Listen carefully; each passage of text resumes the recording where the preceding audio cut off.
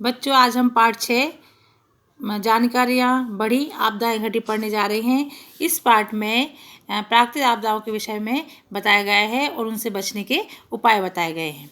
राकेश, माँ जल्दी नाश्ता बना दो, 8 बज गए हैं। माँ राकेश के पिता की ओर देखती है। सुरेंद्र, राकेश बेटा, कहाँ जाने की तैयारी हो रही है? राकेश, आज मैं अपने मित्रगणों के साथ नदी किनारे पिकनिक मनाने जा रहा हूँ। सुरेंद्र, आज पिकनिक पर जाना मुझे तो उचित नहीं लगता। देखते नहीं, काले बादलों से आसमान अटा पड़ा है। क्या पता नदी कब उफान पर आ जाए। पिताजी, वर्षा तो राकेश, पिताजी, वर्षा तो हो नहीं रही है, फिर नदी में बाढ़ कैसे आएगी? सुरेंद्र, बेटा, तुम नहीं जानते, वर्षा यहाँ नहीं हो रही है, पर आसपास के पहाड़ों में हो सकती है, किन्हीं अन्य स्थानों पर हो सकती है। यह आवश्यक नहीं कि यहाँ वर्षा हो तभी नदी में बाढ़ आए। वर्षा ऋतु में कई बार नदियों में अचानक बाढ़ आ जाती है। ऐसे में बचना कठिन हो जाता है। अभी कुछ दिन पहले ही ऐसा एक हादसा हुआ था। राकेश, अचानक बाढ़ आने का क्या कारण होता है? सुरेंद्र, कभी कभी ऊपरी इलाकों का पानी बाढ़ का रूप ले लेता है। पंकज और रोहित आते हैं। पंकज, राकेश, तुम अभी तक तैयार नहीं हुए? राकेश, मैं तो तैयार हूँ, पर पिताजी। सुरेंद्र, राकेश, पंकज, रोहित, क्या तुम सब पिकनिक पर जाना चाहते हो? मौसम को देखते हुए नदी पर पिकनिक मनाने जाना ठीक नहीं है।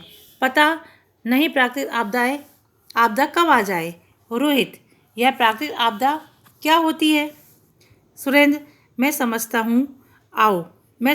हूँ, आओ यहाँ बैठो। प्राकृतिक आपदा का अर्थ प्रकृति में अचानक होने वाली विध्वंसकारी घटना से है, जिससे जन धन की व्यापक हानि होती है तथा संकट की स्थिति उत्पन्न हो जाती है। ये प्राकृतिक आपदाएं क्या होती है कि प्रकृति से में अचानक कोई घटना हो जाती है, जो बहुत बड़ी विनाशकारी घटनाएं होती हैं, उन्हें प्राकृतिक आपदा कहते हैं। इसमें जन और धन की बड़ी हानि होती है। रोहित, ऐसी कौन कौन सी प्राकृतिक आपदाएं होती हैं? सुरेंद्र, बाढ़, सूखा, ज्वालामुखी, भूकंप, चक्रवात, मृदा अपरदन आदि कई प्राकृतिक आपदाएं हैं। राकेश, पिताजी, बाढ़ तो भारत के पूर्वी क्षेत्र में ही अधिक आती है, पर यह बाढ़ कैसे आती है? सुरेंद्र, बाढ़ का संबंध वर्षा से है। किसी प्रदेश में वर्षा अधिक मात्रा में होती है तो नदियाँ उफरने लगती हैं। बाढ़ का मुख्य कारण प्रकृति ही है, लेकिन साथ ही मनुष्य के क्रियाकलाप भी जिम्मेदार हैं। पंकज, प्रकृति और मनुष्य जिम्मेदार कैसे हुए? सुरेंद्र, अरे भाई, वनों की कटाई, बादल का फटना, भारी वर्षा होना, भूकंप आना, नदियों की वहन क्षमता का कम होना, पानी के प्रवाह से अवरोध होना,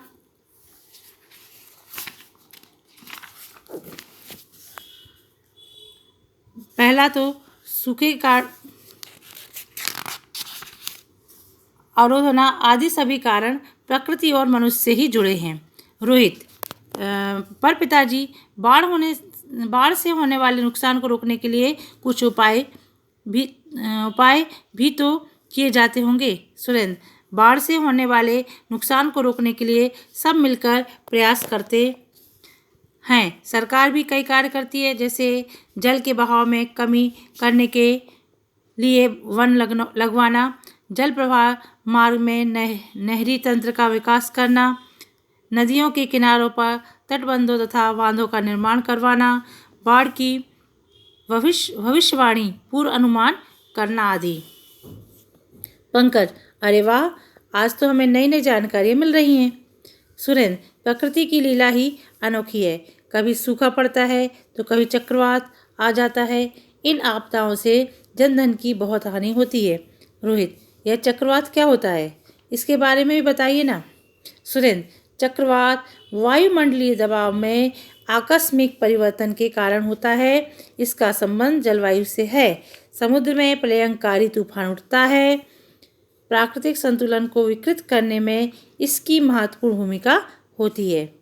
इसके प्रभाव से वनस्पति, जीव जंतु और मनुष्य को भारी क्षति उठानी पड़ती है। ये आपदा हमारे देश में बंगाल की खाड़ी के तटीय क्षेत्रों में अधिक होती है, जैसे पश्चिमी बंगाल, उड़ीसा, आंध्र प्रदेश, तमिलनाडु आदि। रानी, इस हानिकारक चक्रवात को रोकने के लिए क्या उपाय किए जाते हैं? सुरेंद्र, हाँ, उपाय जानना तो बहुत आवश्यक है। मौसम विभाग को इसकी जानकारी पहले से ही हो जाती है। वायरलेस रेडियो और टीवी से भी चेतावनी प्रसारित कर दी जाती है। चक्रवात से हुए नुकसान का जायजा लेकर पुनर्वास की व्यवस्था की जाती है। प्रिया, इन आपदाओं की जानकारी मात्र से ही भय लगता है। रोहित, अच्छा चाचा, यह बताइए कि चक्रवात किस मौसम में आते हैं? सुरेंद्र, प्रायः चक्रवात गर्मी के मौसम में अधिक आते हैं। प्रिया, इसका मतलब बाढ़ वर्षा के भीगे मौसम में और चक्रवात गर्मी के सूखे मौसम में। रोहित बीच में ही बात काट कर कहता है, सूखे से मुझे याद आया कि सूखा भी तो एक प्राकृतिक आपदा है। इसके बारे में भी बताइए ना। सुरेंद्र, किसी भी भूभाग में जब वर्षा की संभावना ना हो अथवा वर्षा ना हुई हो तो वहाँ सूखा पड़ता है। पंकज, यहाँ सूखा क्यों पड़ता है? सुरेंद्र, इसके कई कारण हैं। प्रत्यक्ष रूप से भौगोलिक क्षेत्र की जलवायु की दशाओं से इसका संबंध है, लेकिन कुछ सीमा तक हम मनुष्य भी इसके लिए जिम्मेदार है। मनुष्य के तीव्र औद्योगिक विकास के चलते वनों को नष्ट कर मानसून की अनुकूल दशाओं में प्रभावित किया है, जैसे मानसून का देर से आना, जल्दी लौट जाना, कम वर्षा होना, मानसूनी वर्षा में लंबा अंतराल होना आदि। भूजल का अंधाधुंध प्रयोग भी सूखे का कारण है। राधिका, आप सच कह रहे हैं। अब पहले जैसे वन कहाँ रहे, कटते ही जा रहे हैं।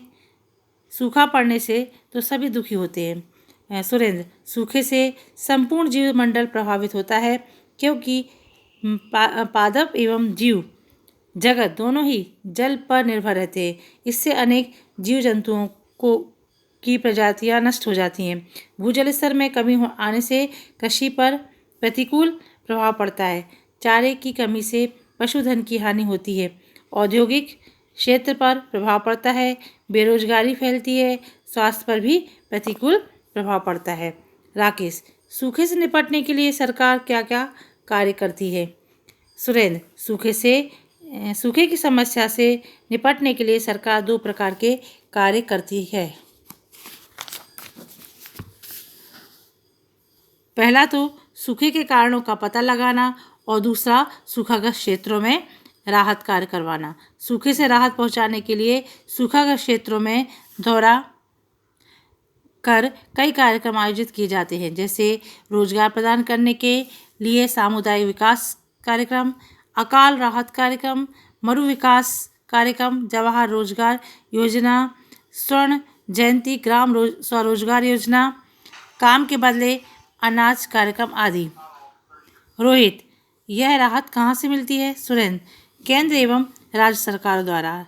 राकेश, यह राहत किस किस रूप में पहुँचाई जाती है? सुरेंद्र, खाद्यान्न व रोजगार के रूप में। पंकज, आज हमें बहुत सी नई जानकारी मिली है। सच में लोग प्राकृतिक आपदाओं के कारण उनसे बचने के उपायों को जान लें तो आपदा प्रबंधन व्यवस्था का लाभ उठा सकते हैं। सुरेंद्र, बातों में बहुत समय हो गया। हाँ, तुम लोग पिकनिक मनाने कहाँ जा रहे हो?